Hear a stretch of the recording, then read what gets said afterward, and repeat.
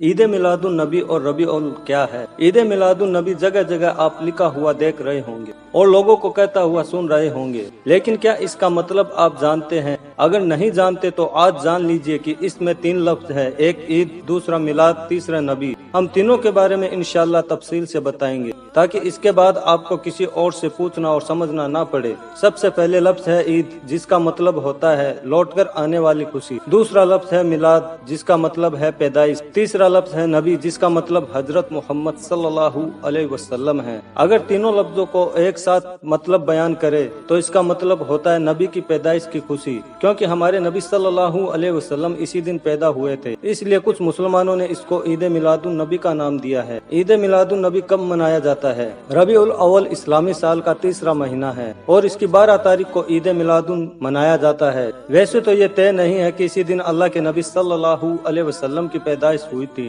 क्योंकि कुछ लोगों की रिसर्च के हिसाब से 9 तारीख है, कुछ के हिसाब से 11 है, लेकिन ज्यादातर रिसर्च करने वालों ने 12 तारीख ही बताया है। इसलिए लोग इसी तारीख को पैदाइश मानते हैं। 12 वफात का क्या मतलब है? इसका मतलब है कि 12 रबीउल अव्वल को ही हमारे नबी वफात पा गए और इस दुनिया से पर्दा फरमा गए, यानी इस फानी दुनिया से उस दुनिया की तरफ तशरीफ ले गए जो हमेशा रहने वाली है और जहां अल्लाह ताला ने अपने दीदार का वादा फरमाया है। इसीलिए लोग इस दिन को 12 वफात भी कहते हैं। ईद मिलादुन नबी जायज या नाजायज? कुछ लोग कहते हैं कि ईद मिलादुन नबी मनाना चाहिए, कुछ लोग कहते हैं कि नहीं। मेरा ख्याल है कि मनाना हर किसी को चाहिए। हाँ, वो मनाने का तरीका क्या हो, हम 2 तरह के लोगों के मनाने का तरीका बता रहे हैं। आप खुद फैसला कीजिए कि कैसे इस मुबारक दिन को मनाया जाए और कौन से लोग इनमें ज्यादा बेहतर है। मिलादुन नबी मनाने वालों की पहली किस्म, अपने घर पर झंडा लगा लेना, जुलूस में चले जाना, अपने घरों को रोशन करना, नबी की याद में मेला लगाना और मेलों में औरतों और मर्दों को बेपर्दा घूमना। मिलादुन नबी मनाने वालों की दूसरी किस्म, कोई सुन्नत जिंदा करना, यानी जिस सुन्नत पर अभी तक अमल नहीं किया था उस पर अमल करने का इरादा करना,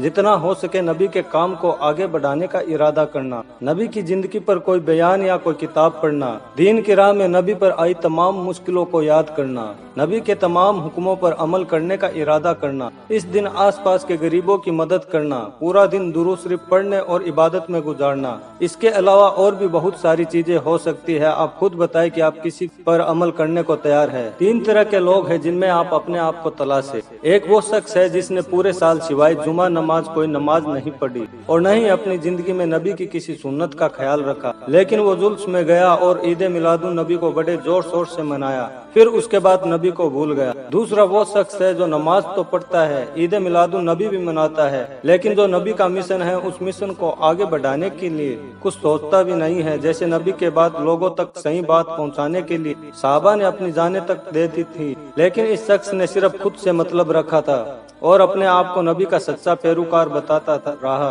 तीसरा वो शख्स है जो नबी की जिंदगी को सिर्फ एक दिन के लिए नहीं बल्कि साल के हर दिन हर वक्त नबी की सुन्नतों पर चलने की कोशिश करता है और नबी के मिशन को आगे बढ़ाने के हर मुमकिन कोशिश करता है और 12 रबीउल अव्वल को इबादत में गुजारता है। जैसा कि अल्लाह के रसूल सल्लल्लाहु अलैहि वसल्लम पीर को रोजा रखते थे और साहबा ने पूछा कि आप इस दिन रोजा क्यों रखते हैं, तो आपने फरमाया कि इस दिन मेरी पैदाइश हुई थी, यानी नबी अपनी पैदाइश के दिन रोजा रखते थे और इबादत करते थे। इसलिए यह शख्स उस दिन का इबादत का दिन करार देता है और इस दिन तय करता है कि जिन सुन्नतों पर अब तक अमल नहीं किया था उन सुन्नतों पर अमल करूंगा और अपनी जिंदगी को इस्लाम के मुताबिक और ज्यादा बेहतर बनाने की कोशिश करूंगा। अल्लाह ताला हम सबको हमारे नबी की सुन्नतों पर अमल करने की तौफीक अता फरमाए और इस्लाम को बुलंदी अता फरमाए। आमीन।